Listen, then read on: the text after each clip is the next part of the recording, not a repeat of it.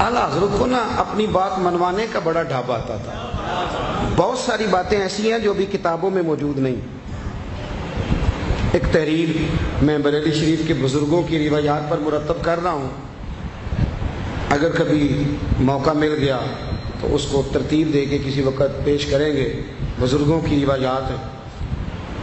کچھ باتیں ایسی تھیں کہ جو بڑی مزیدار ہیں، بڑی حسین ہیں. اعلیٰ حضرت بریلوی رحمۃ اللہ تعالیٰ علیہ نا جبل پور تشریف لے گئے تو کسی نے مسئلہ پوچھا کہ جمعے کی دوسری اذان کہاں پڑھنی چاہیے. اس مسجدوں میں نا یہ ہوتی ہے خطیب کے بالکل سامنے، ہو وہاں بھی جاتی ہے. صبح اپنی مسجد میں جا کے لڑائی نہ ڈال دینا. لیکن اعلیٰ حضرت کا فتویٰ ہے کہ وہ باہر وہاں اذان پڑھو دروازے میں، جمعے کی دوسری اذان. آپ جبل پور گئے ہوئے تھے تو کسی نے مسئلہ پوچھا تو آپ نے وہاں بھی بیان، پورا رسالہ اعلیٰ حضرت کا اس موضوع. آپ نے کہا بھی اذان وہاں دینی چاہیے. ایک مولانا تھے وہ اڑ گئے، کہنے لگے ہم 40 سال سے پڑھوا رہے ہیں، 40 سال سے. آپ نے فرمایا وہ بات ٹھیک ہے لیکن بھائی ہوتی وہاں ہے اذان. جو بندے نا کچھ بندے انا کا مسئلہ بنا لیتے. مان جانے والا بڑا آدمی ہوتا ہے، مان جائیں کو غلطی ہے تو فوری طور پہ. آپ بڑے بڑے لوگ جنہوں نے جو ہے وہ رجوع کیا، بڑے بڑے لوگ ہیں، محدثین ہیں بڑے بڑے، رجوع کرنا تو بڑی بری بات کا نام ہے. تو وہ کہنے لگے 40 سال سے ہم دلا رہے ہیں، انہوں نے ہمارے شہر میں آ کے نئی بات پیدا کر دی.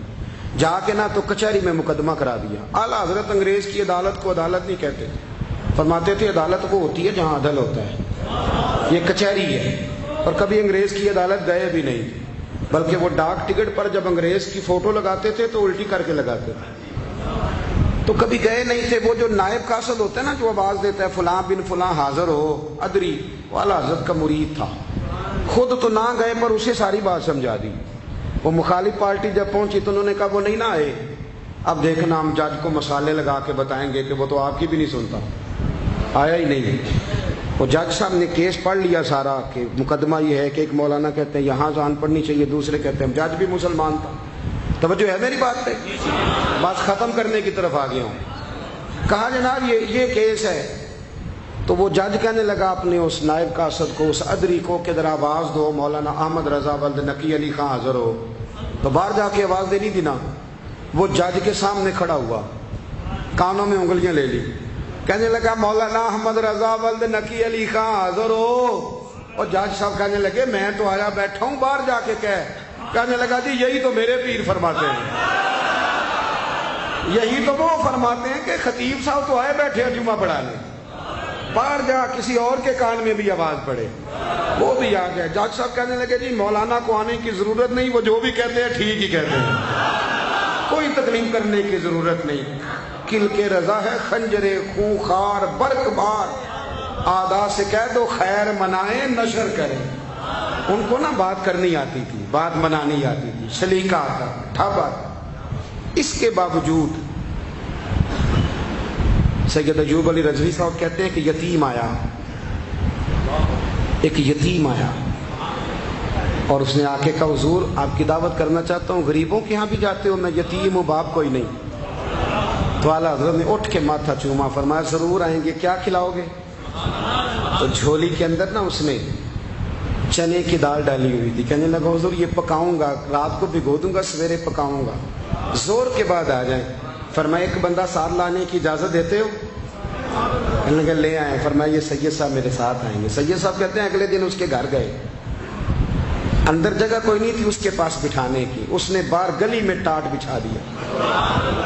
1000 کتاب کے مصنف، 100 سے زیادہ علوم جاننے والے، جن کے نام کا ان کے زمانے میں بھی ڈنکا بجتا تھا. اعلیٰ حضرت باہر بیٹھ گئے. موٹی موٹی روٹیاں آ گئیں، اماں نے صحیح طرح پکائی بھی نہیں، دال بھی کچھ کچی کچھ پکی. اعلیٰ حضرت کو یہ کھانا تکلیف دیتا تھا. سوجی کے بسکٹ تھوڑے سے کھایا کرتے تھے دوپہر میں.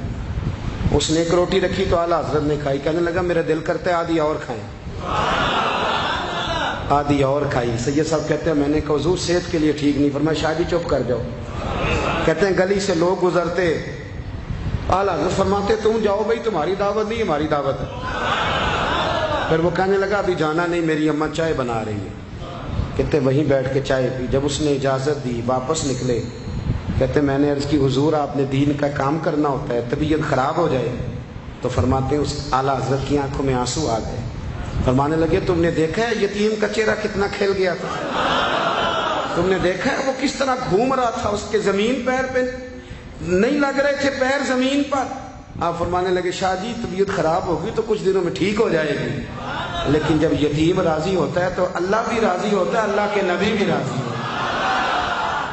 اعلیٰ حضرت کی یہ فکر ہے، اعلیٰ حضرت کا یہ پیغام ہے.